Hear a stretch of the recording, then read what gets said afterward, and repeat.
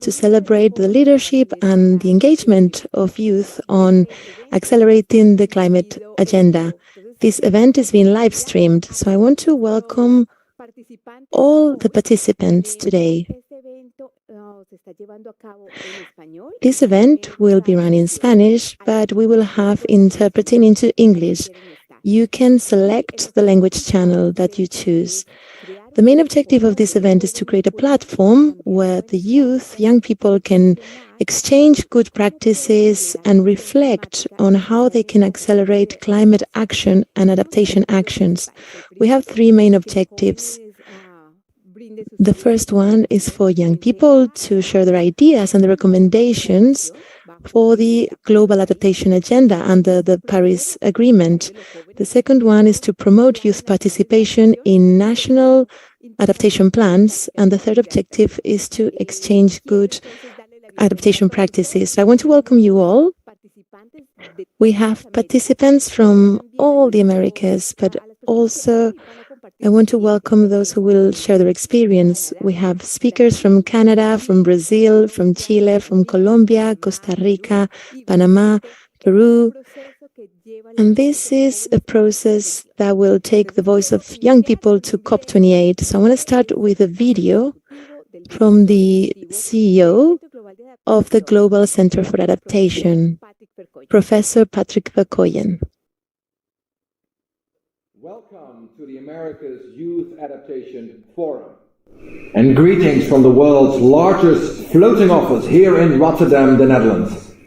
Last year I was in San Jose, Costa Rica for the Latin American and Caribbean Youth Adaptation Forum. And quite frankly, I was really inspired by the enthusiasm and engagement of the young people I met about youth priorities on the international adaptation agenda. And throughout the 7 youth adaptation forums GCA convened with our partners last year, thousands of young people shared your ideas, which you went on to present to Secretary General Ban Ki-moon, chair of the GCA, at the Global Adaptation Youth Dialogue, and to global leaders, including heads of state of government, at the Africa Climate Action Summit and COP27. These forums are a great platform for young people to learn about adaptation and how you can make a difference in your community. The climate emergency is here, and we have no time to lose. As you know, climate impacts are already severe across the Americas. North America is plagued by heat waves, tropical storm activity, river flooding, and droughts. Glaciers in the Andes have lost more than 30% of their size in less than 50 years. And the central Chile mega drought affecting Chile and other parts of Latin America is the longest in at least 1,000 years. It's having dramatic impacts on wildfires and biodiversity loss. Extreme rainfall, floods, landslides throughout the Americas have led to hundreds of lives lost, tens of thousands of homes destroyed, and hundreds of thousands of people displaced. And the science is clear. It tells us that the climate impacts will accelerate year on year. That is why we need to anticipate, prepare, and adapt in addition to lowering our carbon footprint. Young people have a vital role to play in tackling the climate emergency. Your energy, your initiative, your insights to find solutions, and your entrepreneurial spirit can help make sure that a different world is possible and becomes probable. Whether by innovating and creating adaptation jobs in the process or using your voice to drive change, you have a key role to play in creating a climate resilient world. Last month I was in Nairobi, Kenya to prepare for the Africa Climate Action Summit. This landmark action-forcing summit, hosted by President William Ruto of Kenya and the African Union Commission, will be co-convened with the African Development Bank and GCA. It will be another milestone gathering to raise global ambition, push adaptation to the top of the political agenda, and double adaptation finance. So whatever you share today will contribute to that global summit in September. And together with the support of my youth advisory panel, I want to ensure young people are central to driving the adaptation agenda because it makes economic sense.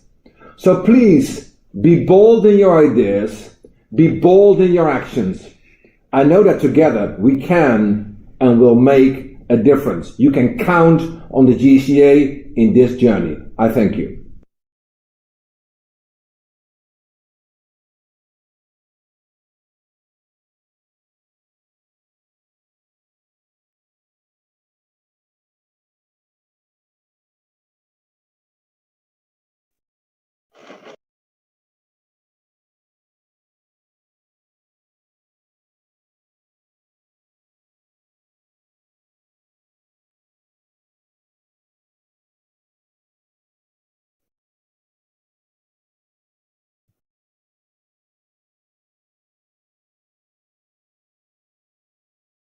Con una líder joven. Ella With a young leader. She comes from Brazil and Paraguay, and she's been working in this topic for a number of years. She has indigenous roots, and Latin America and the Americas are a diverse region with a great presence of indigenous communities. Joyce Mendes has also been part of the Youth Advisory Panel of the GCA, and she's now a member of the UN Secretary General Youth Advisory Group. So I want to welcome Joyce. It's a great pleasure to have you with us. I would like to start with you. In the region, the voices of the indigenous communities were fundamental, and I would like to give a message from your perspective on the role of indigenous community in climate change adaptation. Hello, good afternoon. Can you hear me well? Perfectly. I would like to greet you with the Guarani language, my language of adoption. And I would like to say that I'm an indigenous person, and I grew up thanks to the visions of my family. I have indigenous roots, both my dad and my mom. So I'm really happy to talk to you today. And I would like to share the visions and the insights that I've learned with other people in Latin America. I think it's important when we talk about adaptation to think in acting following nature's logic. There's a global system in place which is not maybe adapted to nature. We see ecocides and genocides, and it's so important to restore, to recover traditional knowledge and heritage that are not part of a museum. Those are adaptable and resilient technologies, very resilient, because they have resisted for over 500 years over colonization processes. We've seen great examples in our region, great technologies in Peru, agroforest systems to recover degraded lands that actually adapt to the water and food systems. I also invite you to rethink the logic following a local point of view, because we see that adaptation has a global vision, but with a regional framework, but the action is local. And we should also think about a clear transition that's worthy for our region.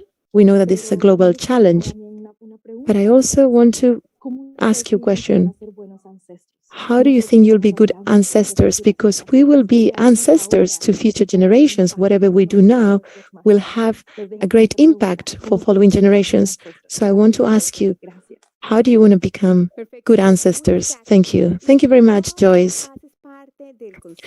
You're now part of the Council for the UN Secretary General. What is this council? What is your purpose? Yes, this advisory group advises, obviously, tangible advice. The agenda of the UN Secretary General has different priorities. The first one is to reduce the gap between the G20 countries, raising the questions of energy transition from a sustainable point of view, scaling up finance for most affected regions, but also focusing on loss and damages, early warning systems, and put an end to greenwashing. Those are our priorities. We are young people. We have one representative per region, so we have 2 people for Latin American and the Caribbean. And we are not just representing this region, but we also bring forward specific topics for the Secretary General in terms of cooperation framework, but internal justice, and we bring forward the work that we've done at the local level. The adaptation is a wide topic, but it's one of the priorities of the Secretary General. Fantastic. I think you've also been working in early warning systems. Can you explain how this works and how can the young people contribute to this? Yes. A month ago, a new program was launched with the Secretary General in relation with early warning systems for everyone. That's the name of the program. The idea is to launch a pilot program in 30 countries in Latin America and Haiti, Ecuador, Trinidad and Tobago, countries that are extremely vulnerable, but that already have frameworks, finance and cooperation framework in place. The idea is to expand this program to other regions and to start thinking locally within our historic and cultural context. What are systems that make sense, systems that can be effective, disruptive, innovative, and that put young people at the center? We are creating this youth engagement program. So I want to know if there are young people from those countries that could get in touch and they could leave us their email address so that we can follow up with them. We work with different groups, with churches, with the Red Cross and others to mobilize youth and to establish those early warning system frameworks. Fantastic. Thank you so much. I invite all participants to join us in the chat and to maybe share their name, where they're from, their organization, and the initiatives that they're developing. And now we're going to move on. We're going to interact with everyone. If you have a cell phone or using your computer, we are going to be using Mentimeter now. This is a platform that would allow everyone to participate. The code is 64860586.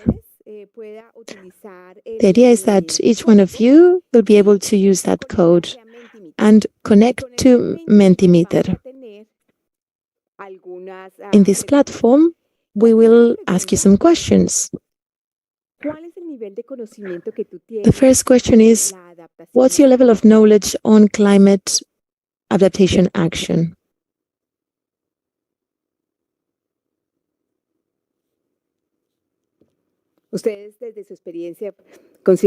From your personal experience, do you consider that you understand well what climate change adaptation action means? Or do you have a very low knowledge? I will remind you the code, it's 64860586. We start to get some answers. We've also pasted the code into the chat, so you can start sharing your answers. How much do you think you know on a scale how much you think you know on climate change adaptation, or maybe you don't really know what is it, or what's the difference between mitigation and adaptation?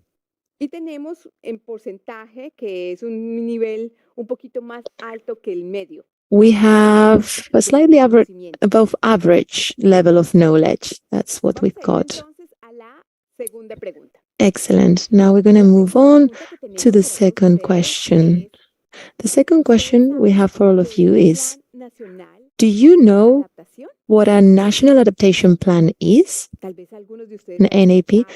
Maybe some of you have heard the acronym in English, NAPs. In Spanish, the acronym is PNA. Do you know what a national adaptation plan is? Have you ever heard this term in your countries or through the media, or maybe through academia? Or, on the contrary, maybe you've never heard of a national adaptation plan. And your voice is really important. Okay, so a great majority of people already know what a national adaptation plan is. That's wonderful. Okay, let's move on to the next question. The next question is, if you had the chance to participate in the design and implementation of your country's national adaptation plan, would you like to? Okay, we start getting the answers. We see that you are indeed interested, that young people are interested in participating in their country's national adaptation plan. I think it's very important for young people to participate not only in its design, but also in its implementation. National adaptation plans are a national policy framework that allow countries to identify what their needs are, what are the biggest climate impacts on the region and the country, to identify adaptation policies and strategies. Thank you. We will be using this tool, Metimeter, to know your opinions throughout the event. Now we have another special guest. Her name is Elisa Betancourt, and she's from Canada. Last year, she took part in the youth panel for the Global Center of Adaptation, and she's been working on water and its link to adaptation, especially coordinating the youth movement and the youth water movement. Welcome, Elisa. I'm really happy to have you here. It's great to see you, and I would like to ask you, how did you get started in those youth processes? Hi, Gianna. Thank you so much for having me. It's a pleasure to see so many people connected today. So I think for me, the first time I really got to travel abroad and see firsthand the impact of climate change on those the most vulnerable and marginalized communities that had the least contributed to the current state of climate. For me, that was really when I knew that we had to do something, coming from a country like Canada that has historically contributed to a very, very high percentage of the global emissions, yet is currently one of the countries that is least suffering from climate change. For me, that issue of climate justice was something that I knew that I wanted to work on, and I knew that coming from a country in the global north, that I felt like I had a responsibility to see what we could do to face this issue of climate change and climate justice. Great. Y el año pasado tú hiciste parte del Last year, you took part in the Global Youth Adaptation Panel, and you developed an extraordinary agenda. Can you tell us a bit more about what's this Global Adaptation Youth Panel, and what were your main achievements in 2022? Yeah, so last year we were 9 active members of the first advisory panel. And for me, I think the main mission that we had and that we achieved was to foster youth participation in the adaptation agenda, to create a movement of hundreds of thousands of young leaders around the world that put climate adaptation as a priority from the local to the global levels. So that connection of the local to the global agenda, the local initiative to the global agenda, for me is something that we achieved through the creation of the regional youth adaptation forums. So I think there was quite some challenges that we faced creating from scratch. So it was the first ever youth advisory panel, and I think that we had So creating from scratch the plan for the full year, I think we did achieve some things that we can definitely be proud of, such as hosting the 7 regional youth adaptation forums. We also developed the youth for adaptation recommendations, which were submitted to the COP process, which focused mainly on developing a sub-goal on youth for the global goal on adaptation, but also focused on capacity building, decision-making processes, entrepreneurship, and financing of youth-led initiatives. And we also, so the last big event that we took part in was the Youth Dialogue on Adaptation Action, which brought together over 100 young people in Rotterdam. And I think this was a key moment for the youth movement in adaptation, as it really showed that adaptation is a priority for young people, that we have energy and we have key policy recommendations that we then submitted to 50 of the most influential global leaders on the subject of adaptation. Fantástico. Y tú vienes trabajando en el tema de agua y la conexión entre la agenda You've been de working on the topic of water. What's the link between adaptation and water? It's very close, right? This year we had the UN Water Conference. Can you tell us a little bit what happened and what was the youth contribution to this summit? Yeah, so water and climate are intrinsically linked.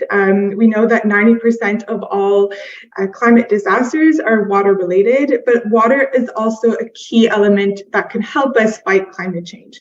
So water and climate come together definitely. And yes, a few weeks ago, we had the first ever UN conference dedicated to the subject of water in over 50 years. So it was well overdue. It was the midterm comprehensive review of the implementation of the objectives of the international decade. And one of the key things I think that it is important to speak on about this conference is that there was no binding agreement between member states. So this conference did not end with a binding agreement versus climate or biodiversity processes, which is in itself, I think, an issue that needs to be tackled. I think we need to discuss how can we ensure that for the next conferences that it does result in a binding agreement. That said, it did result in over 700 voluntary commitments that were presented under the form of the Water Action Agenda, some that were youth-led. And I think that this conference presented a turning point for youth in the water space, because for the first time at a global conference, youth presented themselves in the form of a common movement. So the Global Youth Movement for Water, which was catalyzed by the International Secretariat for Water, for which I work, brought together over 370 organizations that presented key policy recommendations to decision makers. Some of the key messages include, of course, youth representation. So we did put forward the need to have at least 30% of youth representatives involved in decision-making processes under youth under the age of 30 by 2030. So the 30-30-30 target.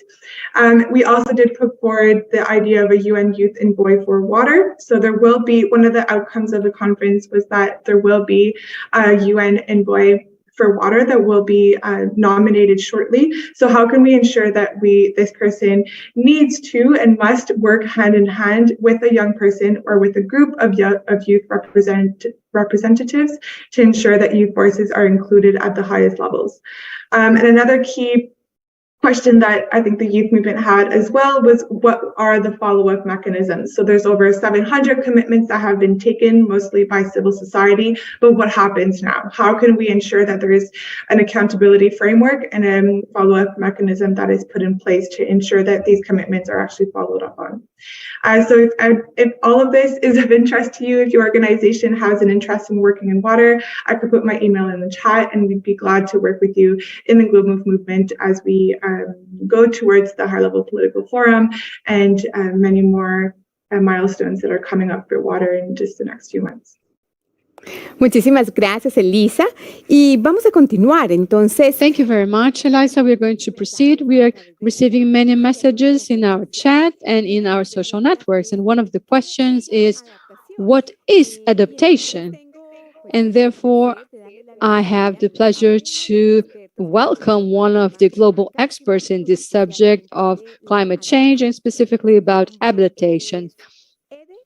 His name is Ede Elias Vasquez. He's from Colombia.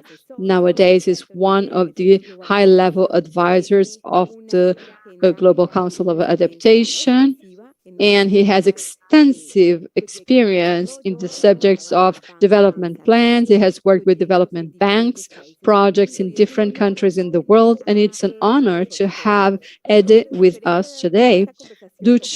We have had this conversation before due to the time frames, and I would like to welcome him to share a little bit more about his vision and about his experience. Ede, it's a pleasure to have you here. Thank you very much for accepting this invitation and for sharing your vision and experience with the youth from the Americas. We have seen with the recent report of the Intergovernmental Panel for Climatic Change that the impact are more and more visible. I mean, we have droughts, we have floods, loss of infrastructure, and loss of human lives. And therefore, many times the youth ask us, what is this of adaptation thing? So we would like to ask you and share with us what is adaptation and climate change. Thank you very much for the invitation. It's really a pleasure to be here with you in this youth forum about adaptation in Latin America. So the adaptation to climate change is a process in the homes, communities, and nations to face climate change. And what does that mean? To be prepared for the difficulties, the challenges today and tomorrow, because they will be more intense and more frequent due to climate change. So we have to be prepared, we have to be ready and know what to do when these climate disasters appear. Adriana mentioned floods, droughts, hurricanes, heat waves, the increase in the level of the sea, and a series of other impacts that climate change is bringing about. So once we face as a community or as a nation these climatic problems, how can we recover from that as soon as possible? How can we rebuild in such a way that we incorporate the new lessons that have been learned in these disasters, and how we can be progressively better prepared so this does not impact in such a hard way the communities, the nations. So the adaptation to climate change brings a very important message. It doesn't mean to leave aside the fight against greenhouse gas effect house. It's very important to keep this and to keep within the goal of keeping temperature controlled, because otherwise we're going to have climate change in such a point that we will be not able to defend ourselves and adapt and fight against. Thank you, Ede. Maybe you could give us an idea of what is going on in the Americas regarding the subject of climate change, and also some experiences of how the communities are adapting to the impacts of climate change. Sure, Latin America has many nations and many communities that are very vulnerable to climate change. You have seen the huge disasters of hurricanes in the Caribbean islands and in Central America. You have seen the huge droughts and floods that Argentina and Brazil are facing.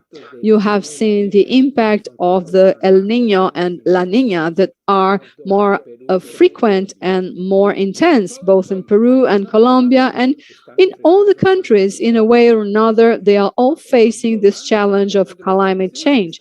Therefore, many of the countries are trying to face these impacts, and many of the coast cities have realized they have to protect the mangroves as one of the most effective measures of facing the hurricane impact. We have to protect the wetlands, especially in urban regions, because these are one of the best protectors from floods.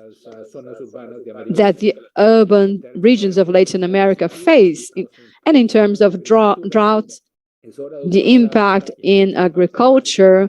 In many parts of Latin America, the farmers are using digital tools to be able to have the best information, meteorological information, and to make the best decisions about what to plant, how to manage their crops, and so they can bring the most productive results to face climate change. So many cities in Latin America are starting to face heat waves, and to be able to have information. Also, we need to have reforestation in the cities. That's one of the most effective ways of reducing the intense peaks of heat.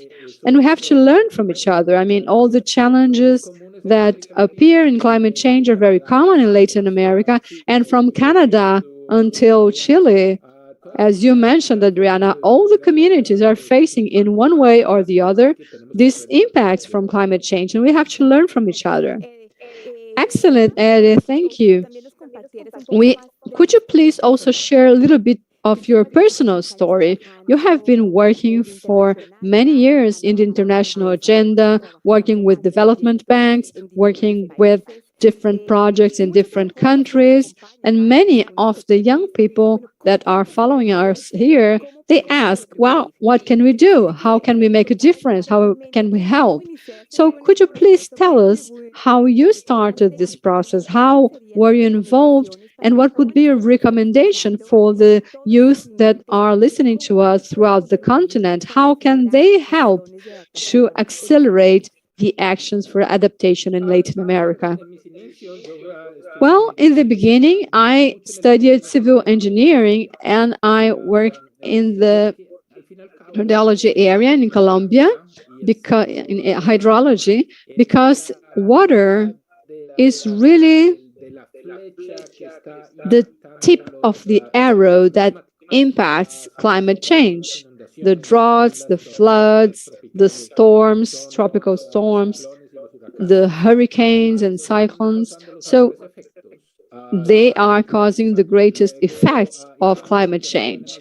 So my PhD was in the MIT, and at that point we were studying hydrometeorology. What was the relationship between hydrology, climate change, meteorology, and vegetation? And one of the most important lessons from that time is that we created some models to study when the glaciers would melt in the Andes, and that was in the beginning of the 90s. And we calculated that probably by 2020, 2030, the glaciers would melt. And you can see in the Andes that in the beginning of the year 2000, many of the glaciers in Peru, Bolivia, and other places started to disappear 10 or 20 years before than predicted by the computer models. So the model is showing us that there are very concerning models for this. I mean, the situation is worse. The impacts of climate change are happening in a greater intensity and in greater frequency much earlier than the models had predicted. So what is the role of the youth in this change? They have a key role, because adaptation is not something that the government will do. It is not a solution that can only be done by infrastructure and protection, places to gather water for the droughts. One of the most important things is to make change in behavior. I mean, every community, every family should understand what is the climate change, what are the impacts, and especially what to do, how to be prepared when these shocks, these impacts appear, and what to do when the floods arrive or when the hurricanes come, and how can we respond, and how can we move forward from that. And the young people have more access to internet. They are more informed. They have access to social media. They have an essential role to change the level of education of their families, their communities, society in general, not only due to regarding climate change, but also what can they do to be prepared and to face this in a strong way. Thank you, Ed, for being with us and share this. One of the lessons in your intervention is we need that all the people know what climate change is, what are the impacts, but maybe the most important thing is what can we do and how can everyone contribute. So each one of you has a very relevant role to help your families and communities to be prepared for the climate change impacts. Thank you very much, Aid. We're going to proceed with our guests. We have the youth from the region to share their experiences. Thank you, Adriana, for the opportunity of talking to the youth in this continent. Thank you very much. And now we continue with the Americas Youth Adaptation Forum. Now I have the privilege to invite one of the negotiators who have been participating in this global agenda on adaptation. I would like to invite Julio Cordana, who is he works in the Ministry of Foreign Affairs in Chile regarding the climatic change. And Chile has served as the presidency of the COP. And this year, they have gathered the countries of the world in the NAP Expo, which was an event that allows to exchange experiences in the national plans, adaptation plans. So Julio, thank you very much for being here with us. It's a pleasure to have you here. Chile has been a country that has been beginning this process, and we would like you to share how is Chile promoting the participation of the youth, and especially this program that you have been leading of the youth in negotiation. Thank you, Adriana. Thank you for the invitation, and thank you for allowing me to share some impressions about the lessons learned in Chile in such an important subject. I think we had as a goal to include the youth in our delegations, but not only the people, young people, but also a young vision from the youth to be able to include these perspectives in our negotiating actions. And we started this, as you mentioned, when we were the chairman of the COP in 2019. It was a very enriching experience, and we have continued to work on this these years. We have been, every year we have included young people into delegations with responsibilities in the negotiation, and especially on the subject of adaptation, which is a particularly interesting subject to them as it impacts local realities, something they can see and the needs that they can see in their own territories. Julio, you are also one of the negotiators in the process of the Framework Convention, and nowadays the countries are discussing this global goal of adaptation from the Paris Agreement. And from your perspective, how can the youth contribute for the objective of the adaptation goals, but also in the international process of adaptation? Yes, this is an excellent question. I think when you do this in the national plans of adaptation and the global goal of adaptation, this is really building bridges between these two levels that is going to indicate the level of success that we have in COP28, when we have to decide and to establish what is the framework for the adaptation global goal. And we have to build the bridges between this local, regional, and national and global level. So the youth are very involved in their particular realities and territories, and they can understand how these local experiences can be shared in a global level to be useful to accomplish this global goal. And that's not different from finding a place where the countries can collaborate to have a greater resilience and greater capacity of adaptation. So the youth is really who can progress, we can lead this action, and especially this year, because not only the adaptation goal, but this year is very important due to the world balance. And this is additional to the adaptation goal. Maybe some of you, it would be interesting to ask in the Mentimeter, who knows what is the global balance, but that's maybe one of the most important results in this COP. And that's an exercise that all the governments do to assess what level of progress we have in the Paris Agreement, not only in the goal of temperature and mitigation, but also in the other elements, including adaptation. So when we think about the adaptation global objective, it's a moment where we can have an assessment and to inform. Most of them includes the object of adaptation, so we can have a better understanding, a better tool to collaborate for a more resilient and with a greater capacity of adaptation. And I insist that this is precisely the youth, not only the youth, but the youth are an essential social group to be able to bring this message in terms of adaptation.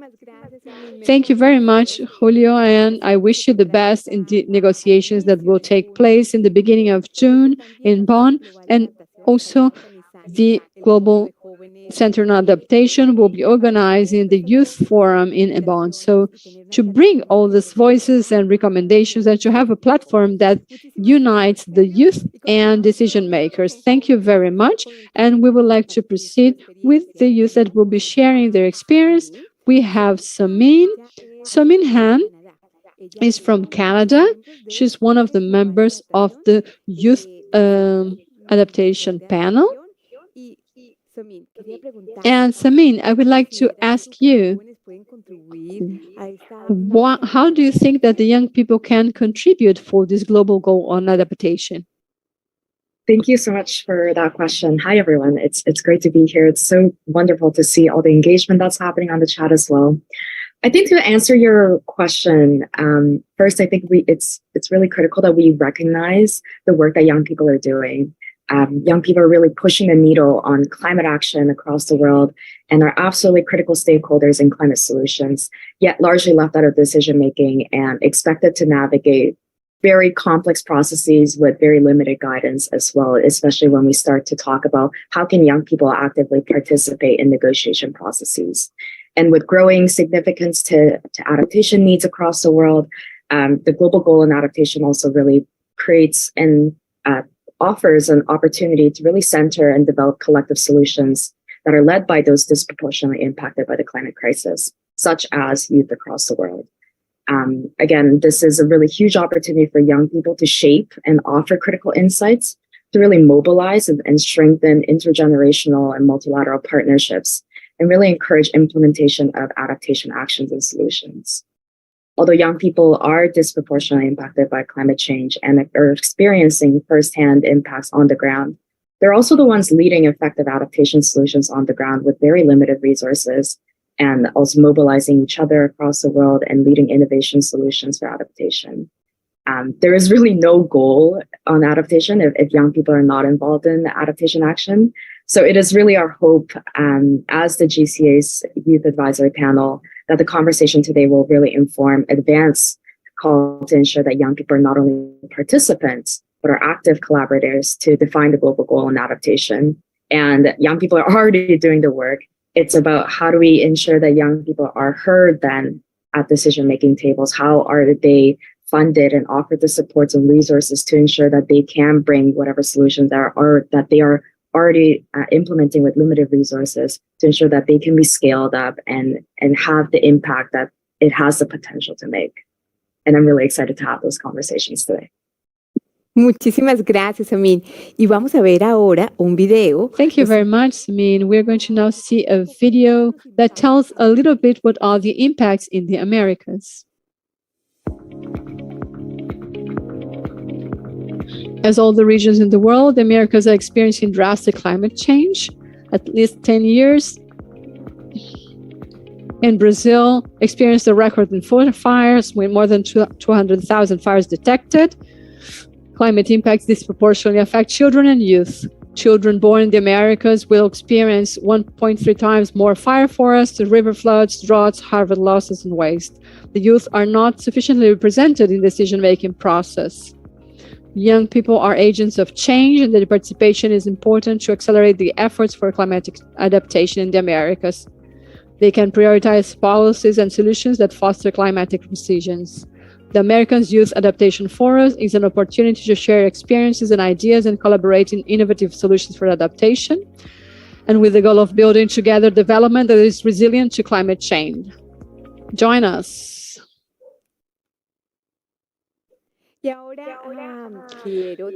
And now I want to invite Samin and Natalia Solado Gomez, because them, as the part of the Youth Advisory Panel, they have prepared an informative sheet to offer tools and content about the adaptation subject to the youth. So Natalia and Samin, what are these informative sheets and how can the youth access them? Well, I will start. Thank you very much for creating this space, and I would like to speak to you all. And as you can see here in the screen, these are some fact sheets that come from our report that the GCA drafted. It's a summary of chapters on urban development and resilience in cities. So these fact sheets bring together very specific data and information on the situation of urban development. In this case, this report is focused on Africa, but the idea is to extrapolate this example and make it part of the best practices and learnings to incorporate them into the Americas. As you can see in the first page, there is a summary with clear data on vulnerability. And these data, these figures, we can see how they affect us. And we also focus on the role of local governments. Then we also provide information on the main obstacles to urban development and city resilience, as well as the majority or large impact that it has on those cities. And we reference risk analysis methodology that was used in the GCA and that we called rapid climate risk assessment.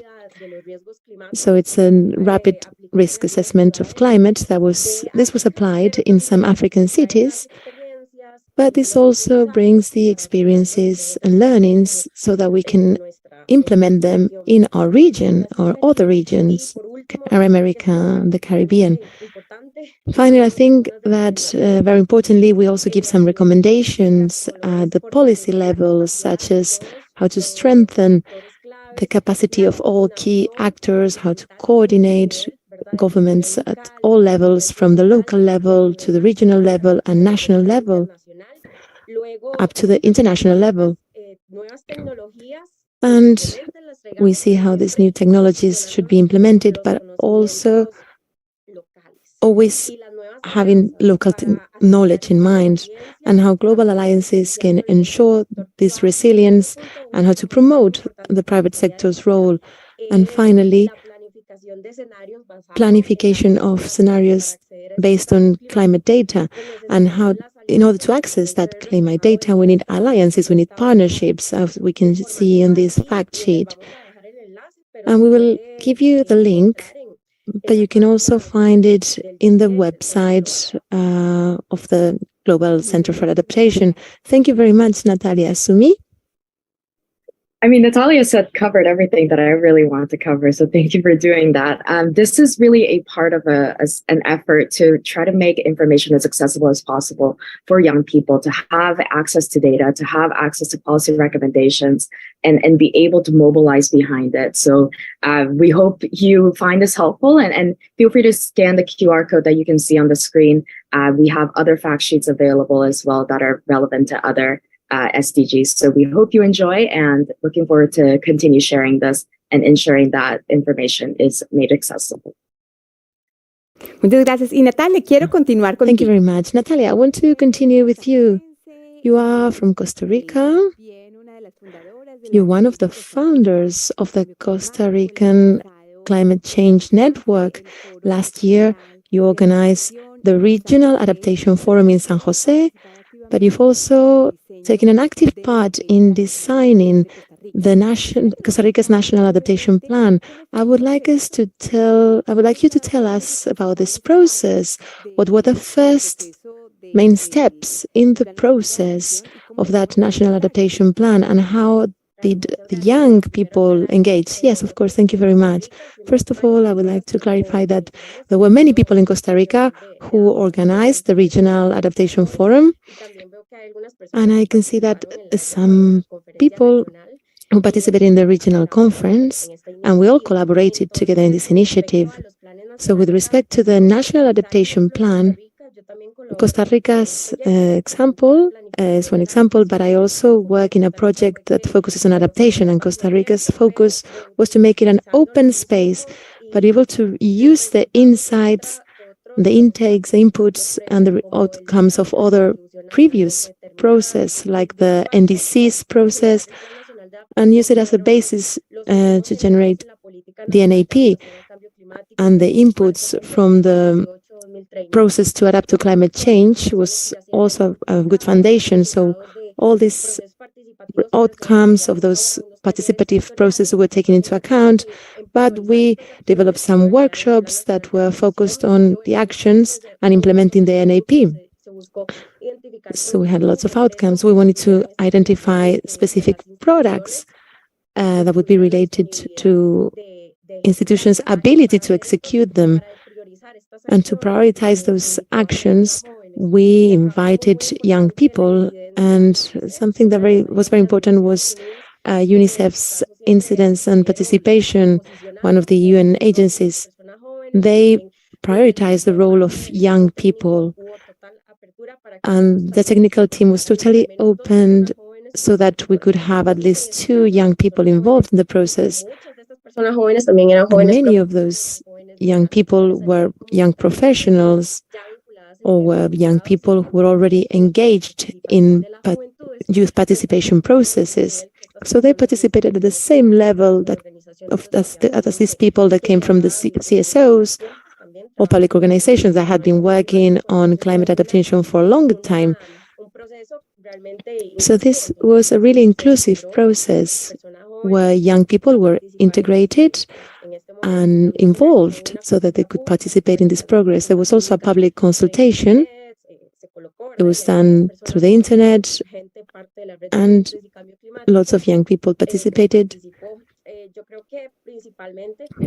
I think that in terms of recommendations for other people, other colleagues in the region, I would like to say that one of the most important things that we see is that information that comes from public institutions does not necessarily reach us. So we may be wondering, has this already happened in our country? Do we have a national adaptation plan? So that's the first step, to ask about the status of this process. Some countries already undertook this in 2016. I can see that Brazil has already submitted the NAP, or some other countries are working on it. So my first tip is to find out what's the status of your country. I know that Chile is currently updating this process, and they also had young people participated in it. Once you find out what's the status of this NAP, as a young person, we participate in the implementation and monitoring process. So we need to wonder and to ask, the status of that NAP. And the second recommendation is to participate from the collectives, to look for ways of participation, to go find them proactively, because young people also need to participate in these processes. It shouldn't be a closed, exclusive process, but all the CSOs should also be involved. And within these CSOs, young people also can bring interesting perspectives to the table and interesting voices. Our third recommendation is that if we already have access to these spaces, to these forums where we have the opportunity to participate, let's not close it to us. Let's open this space for other young people. Let's ensure there's diversity. Let's make sure that people from rural communities or coastal communities or indigenous communities can also participate. And let's always try to continuously improve the process. And this is something that's part of the NAP that are developed from the adaptation framework of Cancun, and that is that it should be an inclusive, transparent, participative process. I would like to leave you with some web pages, links, as the one for the UNFCCC and the Global Network for Adaptation Plans, where we can see the different adaptation plans that exist, and we can find out whether our country has or hasn't got one. Thank you very much, Natalia. I would like to tell you that this year, the Global Center for Adaptation is preparing a guide on how young people can participate in NAPs, and all ideas and recommendations are welcomed. This publication will be ready by COP28. The idea is that many countries, both and decision takers and young people, can also benefit from it. So let's move on. I will now like to invite you to use your social networks and to use the hashtag Youth for Adaptation and tell the world one of the ideas and recommendations you've learned from this forum. What have you learned? What is the message that you would like to share? Hashtag Youth for Adaptation. Now, we're going to continue talking about some experiences of how people are implemented adaptation solutions. The Global Center offers every year a competition that's called YouthADAPT. We're going to see a video. And we're going to see Caroline Mukuyi. She's from Kenya. She's one of the winners of YouthADAPT. She gives us some ideas on how people can create adaptation solutions while making an enterprise work.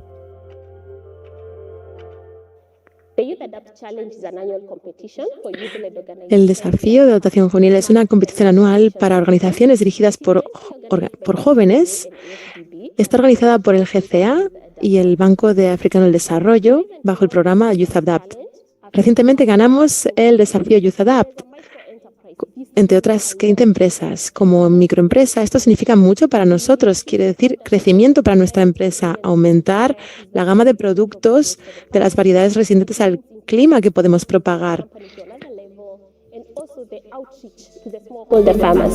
As we conduct training and as we do farm fields, we are able to bring on board the innovations that they really need towards climate smart agriculture. As a youth-led organization, we have faced many challenges as we try to grow the business. One of the most has been trying to access investment to scale this business to a point where all the farmers who need our products are able to access them. And these, climate resilient seedlings at the point where they need them in the regions where they are mostly affected. As we take this to them, we also need to train them on how to manage them in terms of crop management and in terms of climate smart techniques that they can use so that they are able to benefit with yields with this. We would like also to provide farm inputs for them at a better scale and also market linkages for this product. We want to provide a solution and a solution to them once their products are ready, besides what they are consuming. The YouthADAPT initiative has been amazing and quite effective for the youthful businesses that are in the climate adaptation space. My plea to GCA and AFDB is if we can be able to scale this higher to as many youth-led businesses as possible for a multiplier effect, whereby the local communities who are mostly affected by climate change are able to access solutions.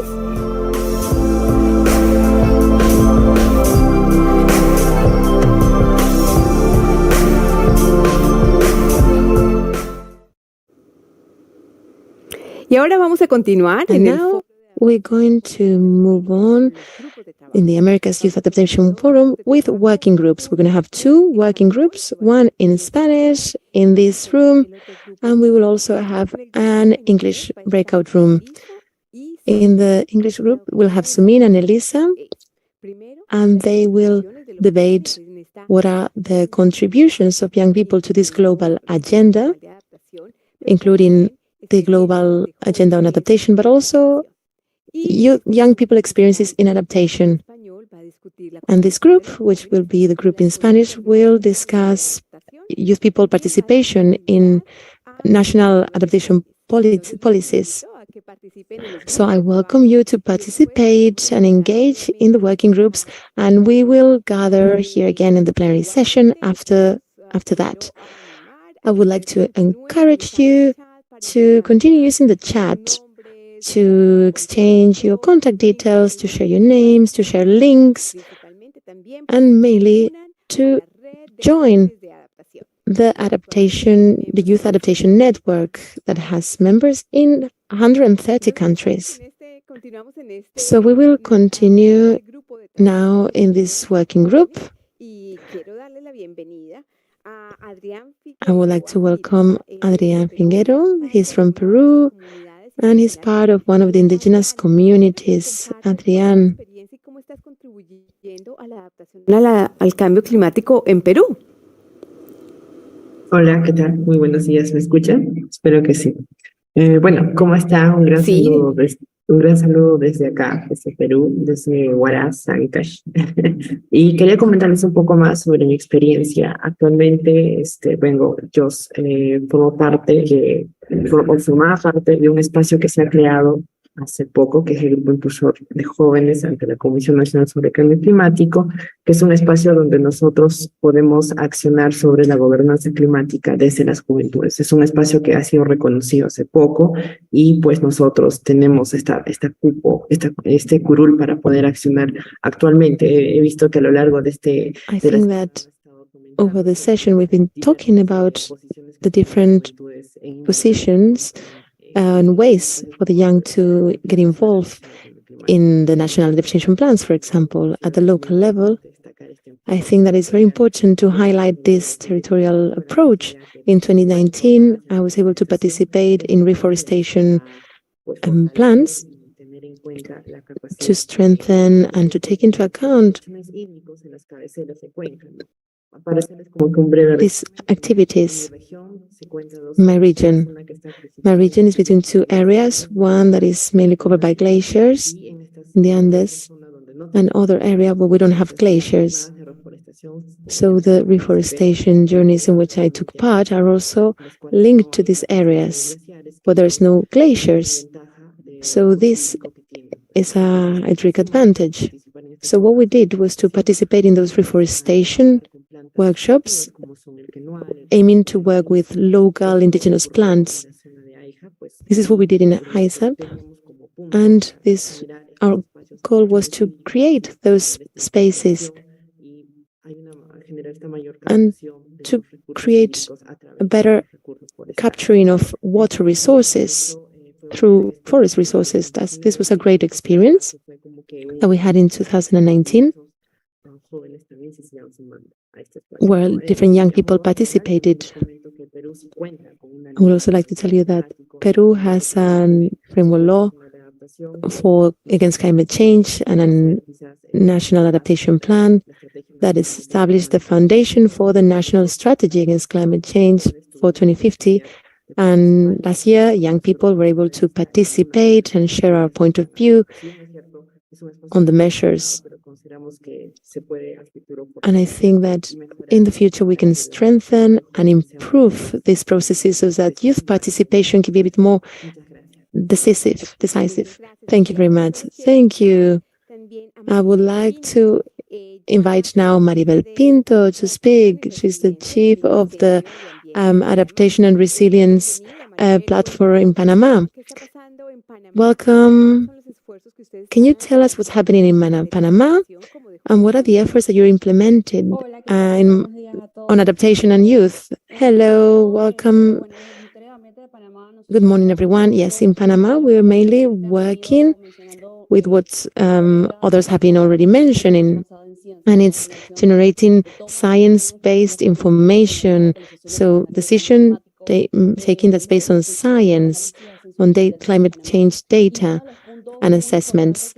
A very important point that I'd like to highlight is that all this is not just done within the ministry, for the ministry, but it's done cross-sectional, sectional, and intersectional. As many have already highlighted, this is not something that affects one specific sector alone or something that has been only worked from the government, but all of us need to take decisions based on science. So when information is being generated and decisions are being taken, and there are working groups and workshops, we convene people so that everyone can get involved and we can generate this information and disseminate it so that we can fully use all the tools available. This is something that makes us really proud because we work with lots of young people. I would even say that 80% of the work group on the Department for Climate Change are young people under 35. And there's a great connection between the experience of people who've been working across different topics for many years with this new generation, myself included. And there's a great momentum to generate better decisions. Within these examples of the NDCs, we have different updated processes, and now we are updating our headquarters to be able to focus on carbon negativity in Panama. Within these gatherings, these meetings that we do, we want to include all perspectives. I think finally I would like to mention that Panama continues to empower young people and create climate change academies. We now have been doing this for 4 years. We obviously had a pause, a break because of the pandemics, but these academias, these schools are empowering young people, giving them the tools they need for them to know what's adaptation and the different sectors, so we can train them, educate them, so to them have the different tools necessary to have a better exchange. Thank you very much. Now we are going to Chile. Chile was the host of the Expo of the National Adaptation Plans, and I have here Genaro Godoy. He's part of YONGO, which is this platform in the framework of the United Nations for Climate Change. So please, Genaro, tell us what is going on in Chile and how you think the youth can participate in National Adaptation Plan. Thank you, Adriana. Thank you all for participating in this session. It's great to be sharing all this with you. From Chile, I understand that Chile has gone through different stages in these sectoral plans from 2014 in agriculture, etc. And we will be doing this more consolidated process in the process for updating the National Adaptation Plan. And for that, the youth has a key role, and we have discussed this here already. So this participation has to be binding. It's essential, and we have to understand what are the processes of where we have to act. And then I would say 3 things. 1, design. 2, implementation. And 3rd one, monitoring. Thank you, Nat, for bringing this insights.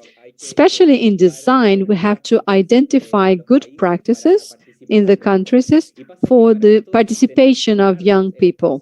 But for this, we have to conquer this space, right? We can demand, but we also have to bring contributions and suggestions if you want to be really a part of the process. So to identify the best practices, to be a part of the diagnosis process, because we belong to these communities and we know what things are affecting ourselves, our families, our friends. And finally, When we talk about design, also the coordination and articulation with civil society is essential. We have this spirit of collaboration among the youth, and that what creates this positioning to be able to argue that we are relevant and key actors. But for that, we need to move all civil society, all the citizens to be able to contribute to the diagnosis, to contribute to the consultation in these national adaptation plans. In Chile, we had the privilege, due to El COI platform, and here we have also Emiko. I would like to greet him and greet her. She's our national coordinator. Together with UNP and the Environment Ministry, we had a consultation about,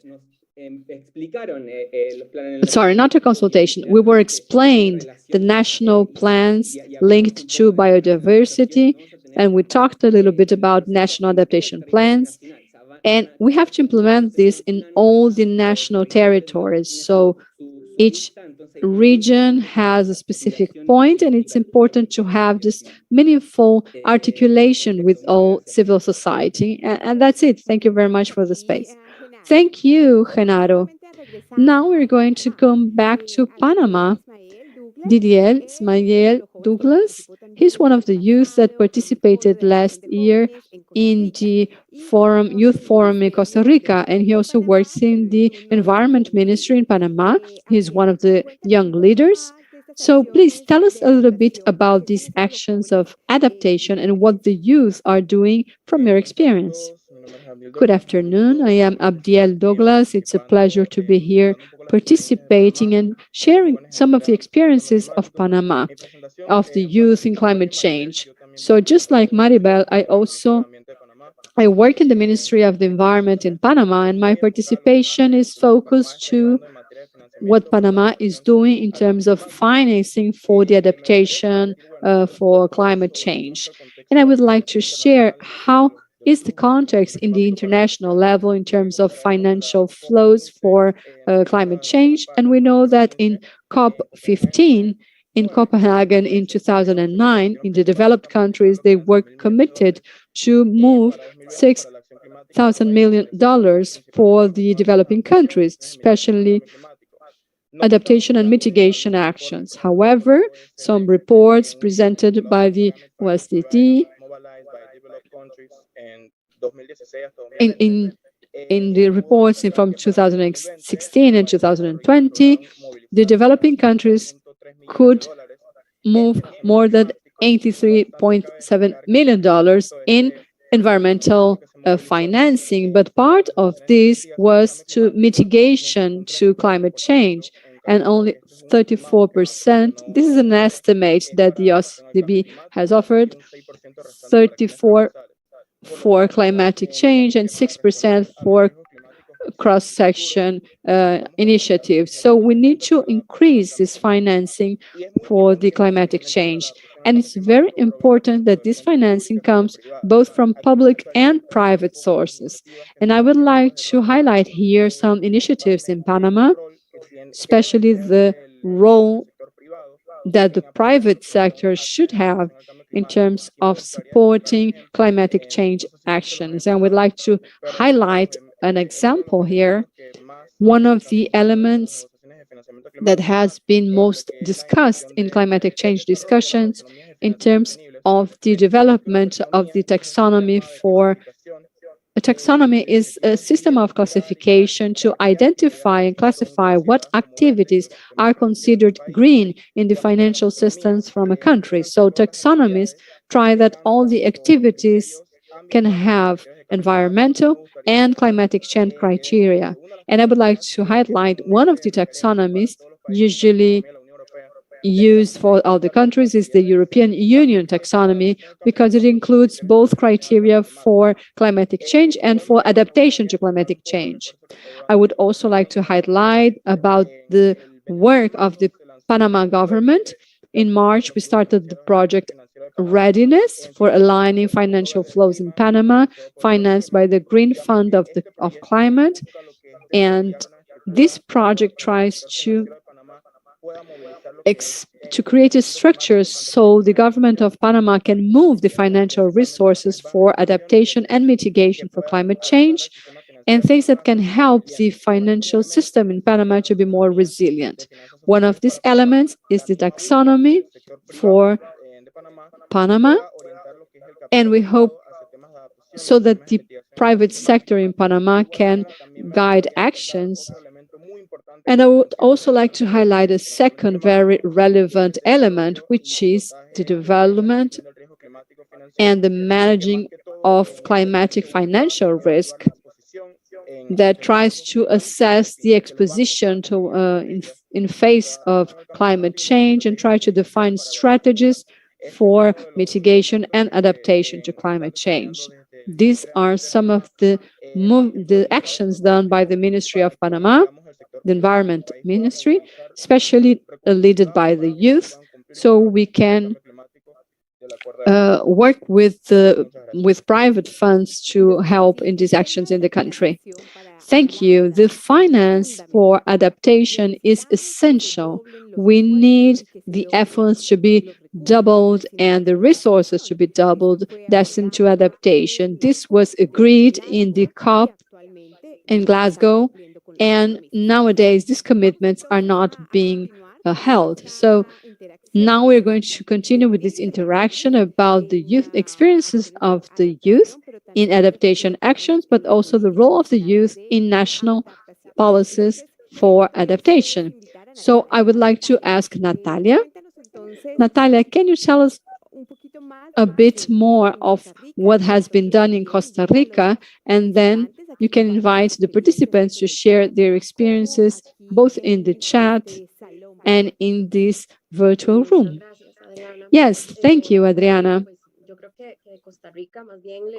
I think that in Costa Rica, as I mentioned, there is this document, and in Costa Rica we have many actions that are being implemented in the territories by the youth and by civil society organizations.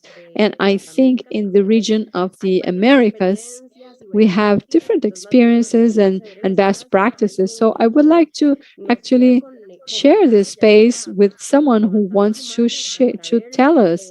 Raise your hand from the Americas and Caribbean who want to tell us about their best practices in terms of the inclusion of the youth in national adaptation plans or actions that you are doing in the field, in the grassroots. So if you want to share this with us, please raise your hand or write in the chat.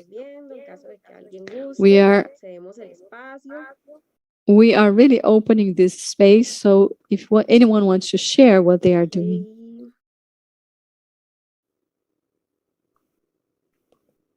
Bueno, me parece que quizá entonces le podemos preguntar a... Well, maybe then we can ask Adrián or Joyce, who started talking a little bit about the local actions for adaptation to climate change.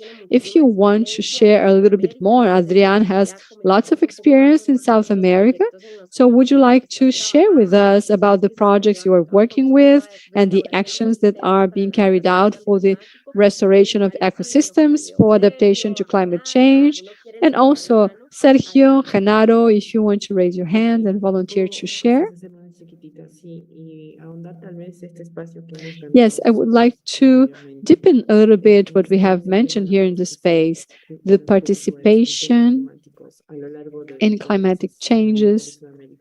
Maybe in South America has suffered, and this is due to because throughout the years we have been raising our voices to be able to conquer this space. In Peru, the same thing happened in 2010. The youth was not mentioned in the participation for climatic change actions, but nowadays we do have a space, which is the National Commission on Climate Change, where there is a place where we have civil society, we have the state, and among all, we can discuss about climate governance. And there is There are researches and personal and professional studies being done in terms of regarding the subject of the mountain and how the solutions, nature-based solutions, can be developed. And nowadays we have research and we have the support of artificial intelligence to see how the glacier is receding. Well, this is a study that I have been doing personally, and we will be sharing the results because we are based on artificial intelligence to, well, this is the new part, right? And working together with these technologies, we can design adaptation measures for the future to be able to work more. Thank you. Excellent. Thank you very much, Adrián. Thank you for your contributions regarding Peru's efforts. Now I also see here Osorio from Mexico. Would you like to share? And Maria Jose from Costa Rica. I see that Sergio has raised his hand. Good morning or good afternoon. My name is Sergio. I am from the north of Potosí, in the state of Bolivia. From the original nation, I am Ucharcas. I would like to share two experiences regarding adaptation measures from the territories and from the communities, indigenous communities, and from our women, indigenous women. We are working from two places in the community. First, generating the not rain harvesting, but rain planting through several systems and adaptation of spaces that they were not forest spaces, but now we are trying to adapt it, and also to protect the basins. We also are trying to create reservoirs, seed reservoirs for preserving genetic biodiversity in a project called PRODI. Here the youth are not, they don't have this identity of youth, because in the indigenous communities, the youth already take leadership roles and parenthood roles. And I also wanted to share a different experience with you, gathering efforts from Bolivia and Peru through the organization of women from Puno in the Peruvian side, but we have worked together, which is the declaration of the youth about the Titicaca Lake. And these women in Puno, they are working year after year to generate these declarations and also actions in the communities that surround the Titicaca Lake. Also with the idea of preserving these resources, both glaciers, but also the lake. We have lost many lakes in Bolivia. So we have this idea of how our actions adapt to the communitary action, both from the communities and these different generations working together. So these are some of the experiences, and many communities have been working in many different territories. This would take like a day to explain them all. Yes, thank you, Sergio. Thank you for bringing what you have been working with in Bolivia and the different initiatives of the youth. Thank you. You can share in the chat if you want some links or some other information. We are always looking for initiatives that we can share and good solutions to share with others. So I appreciate your participation. And well, I think now we have to wrap up. So Maria Jose or other people who want, if you want to make comments in the chat, it would be great, because we are about to finish our meeting. Okay, so thank you very much to all of you. When we come back to the plenary, We have had two groups with very rich interventions, decision-making youth, representatives of civil society organizations, youth organizations, and we would like to share a little bit what happened in these groups. We have the group that was in English, and I would like to invite the representative from this group to share what happened in this debate. Yes, I can start. Mohab? Yes, thank you. So we talked about a variety of topics, starting from finance to education. So regarding finance, we need to ensure that we double the adaptation fund as mentioned today, and we have finance directly to grassroots movements who are implementing locally led adaptation, and aligning this with the NAPS as well. We need to involve more in the curriculum, national curriculums, more on adaptation, climate adaptation. We are only talking about climate mitigation in terms of climate goals. We need to include more use in the adaptation communications and adaptations meeting of global goal and adaptation at COP28 and beyond, maybe having more use in the adaptation committee. As well, we need to make sure that the national governments are consulting youth, especially youth from the marginalized areas, in terms of their creation of the upcoming NAPs. I hope I didn't miss anything. Thank you. Muchísimas gracias por esta contribución. Y Thank you very much for this contribution. Natalia, you have been in the group in the global level. Could you share with us some of the reflections, some of the insights from this group? Tuvimos varios aportes, como por We ejemplo had different inputs. We had a representative from Panama, Abiel and Maribel talked about youth participation at the level of the ministry and their relationship with the institution, who works closely with them to develop adaptation strategies and to scale up finance, both from private and public sources. And they're starting to work in a project to develop a taxonomy system.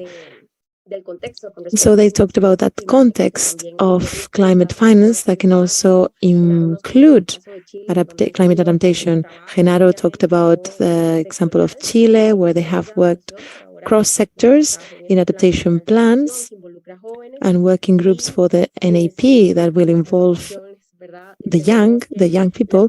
And following my notes, I think we expect to identify these initiatives at the community grassroots levels and to know and to we also heard from Adrián, who talked about the glaciers, and Sergio also participated and talked about the effort of the youth in Bolivia. So we were able to hear from different regions in the Americas. We also had Maria Jose from Costa Rica on the Water and Youth Network. And in the chat, they've been mentioning different initiatives. So that's a summary and overview of what we've discussed. Thank you very much. So let's now continue and move on to the Mentimeter. So we'd like to invite you, if you have a smartphone or through your laptop, through your computer, you can join Mentimeter's consultation. If you haven't entered the code, I can repeat it now. It's 64860586. We have some questions for you. The first question is, what is your message to decision makers on the global goal on adaptation? You can enter a word, type it in, and you can convey what you think is the priority, what you think is the most important thing to include. The number, the code is 64840586. We start seeing some answers on the Mentimeter.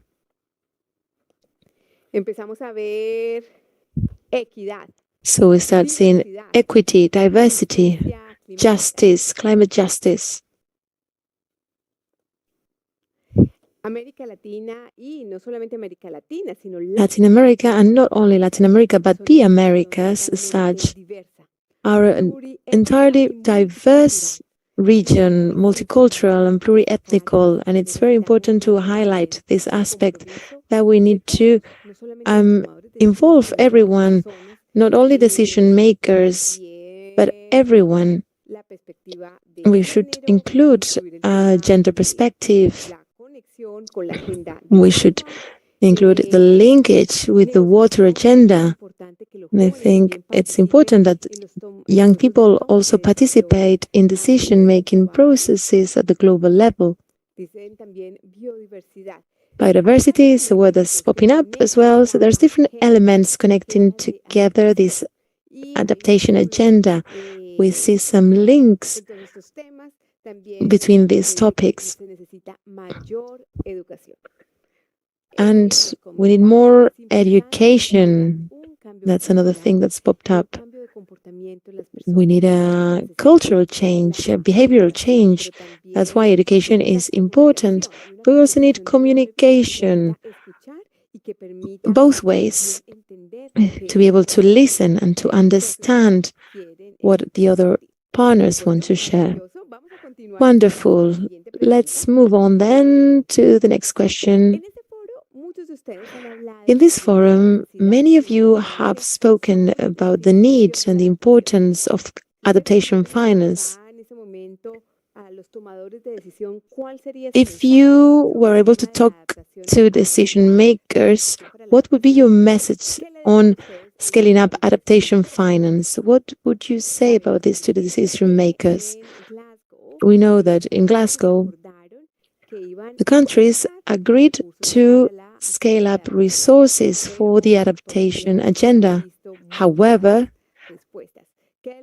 there hasn't been material action so far. So what would you say to decision makers? I invite you to use the code number for the Mentimeter. That's 64860586. So we start seeing some words.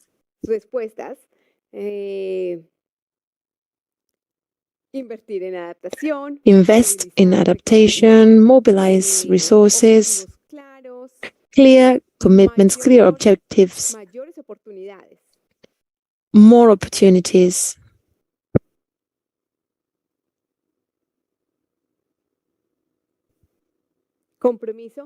Commitment. You know that is one of the topics under the Paris Agreement and the UNFCCC. And these commitments refer to the need of scaling up climate change resources. But we need to increase adaptation resources. Countries need to have the necessary resources to get prepared before the impact and to prepare communities. But not only governments need this money, these funds need to go to communities and to youth organizations. Excellent. Let's now move on to the next question.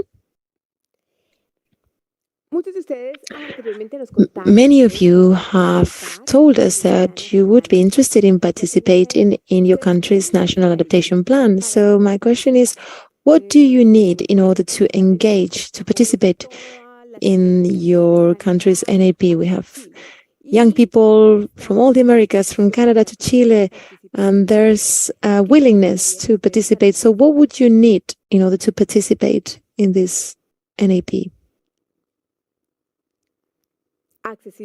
Accessibility, education, space, participation spaces probably. In one of the breakout rooms, we were talking about the need to access information, to know what's happening, from that access to information to be able to participate in decision-making processes. But it's quite clear that education, it's important, but access to information, it's primordial, and have a great knowledge of concepts and know where can the youth participate, what are early warning systems. What are these concepts?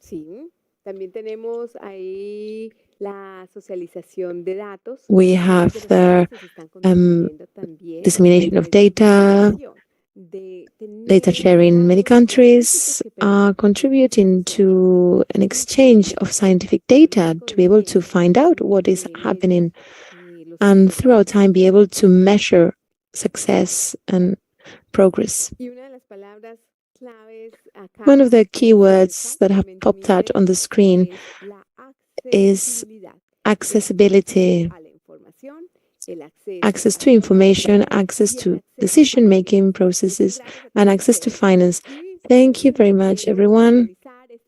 I wouldn't want to end this wonderful gathering with young people from all of the Americas with motivational and innovative stories without welcoming the Minister for Climate Change and Environment of the United Arab Emirates, who this year will host COP28 in December in Dubai. All the recommendations, all the ideas that have been discussed in these forums and the different GCA forums, there are 6 this year, this is the 3rd one, those will be presented at the COP28 and at the African Climate Action Summit. So I now invite you to watch this video. Our young leaders, ladies and gentlemen, it is a pleasure to address you today, and I thank the Global Center on Adaptation for inviting me and for the hard work they do to make the world a safer and sustainable place in light of the fast-progressing climate crises. The MENA region is among the world's most vulnerable to climate change, with projections of even higher temperatures and increased water stress. Raising our region's climate adaptive capacities is a priority that can only be achieved with the help of our youth. For young people, it's personal. It's their future at stake. Their determination to be engaged in developing climate change adaptation solutions that prepare us what's to come is evident. But it's the responsibility of those at the helm to give them the opportunity to be in charge of their own future and make sure their voices are heard when charting a global roadmap to a climate-resilient future. With the UAE hosting COP28 in 2023, we are committed to ensuring a meaningful participation and inclusion of youth into decision-making processes. We will make sure young people are present at the negotiation table, side by side with our senior government officials. We believe the young generation has the right to have a say in shaping its future. At COP28, we will have the first global stocktake of the Paris Agreement, and we must implement it effectively, as it will be one of our main pillars of delivery. As part of the process, we will review the global progress on the global goal on adaptation to know exactly where we stand and inform our next steps. To create a positive future for the next generation, climate action is an all-inclusive process. We need everyone on board, particularly our young leaders, if we are to succeed. I have high hopes in our young people, and I'm confident they will achieve great milestones in strengthening the global climate resilience. Together, we will be at the forefront of building a climate-safe, brighter future. Thank you.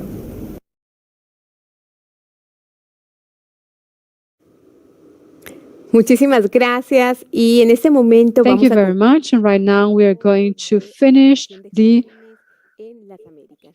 Americas Youth Adaptation Forum. I would like to give special thanks to all our panelists, the youth that have presented their experiences, to the decision makers, the organizations of civil society, the governments, and all the people who have been following this event in the social network. I would like to invite you all, please connect. You can get to the Adaptation Youth Group. You will find in the chat the link to participate and be a member of the Global Network of Adaptation. And this is the 3rd forum of youth that is carried out to suggest alternatives of solutions led by the youth and for the youth. The next forum will take place on June 8th in the city of Bonn in Germany as part of the climatic meeting, the global climatic meeting in this city. I would also like to tell you that by the end of this process, there will be 2 publications available to all of you. One of them sharing the recommendations and the youth proposal, and the second one is about the national adaptation plan. So once again, thank you very much. And I also want to ask you, to invite you to use your network, your social medias. And when we finish this, we hope you use your smartphone, your computer, and you can tell the world what happened today. What are these 3 recommendations or 3 things that you have learned or recommendations from this forum? And do not forget to use the hashtag Youth for Adaptation. Thank you very much to every one of you, and we hope to see you in the next forum.